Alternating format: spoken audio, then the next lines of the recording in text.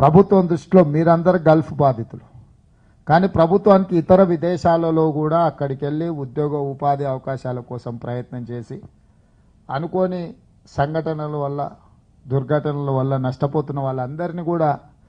వాళ్లకు హక్కులు కల్పించడం, వాళ్ళకు రక్షణ కల్పించడం, వాళ్ళని ఆదుకోవాల్సిన బాధ్యత రాష్ట్ర ప్రభుత్వం మీద ఉన్నదని చెప్పి వారి ఆధ్వర్యంలో అధికారులను నియమించడం జరిగింది. దీనికోసం ప్రత్యేకంగా ఆఫీస్ ఇప్పుడు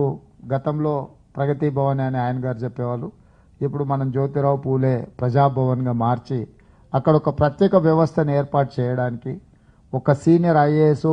ఇతర అధికారులతో ఒక కంప్లీట్ 24/7 పనిచేసే ఒక వ్యవస్థను ఏర్పాటు చేయాలని మేము ఆల్రెడీ నిర్ణయం తీసుకున్నాం. దీనికి సంబంధించి కేరళ రాష్ట్ర ప్రభుత్వంలో అదేవిధంగా ఫిలిప్పైన్, ఇంతకుముందు మిత్రుడు ఎవరో చెప్పిన ఫిలిప్పైన్ కూడా మేము స్పష్టంగా స్టడీ చేసినాం. ఫిలిప్పైన్ నుంచి ఎవరైనా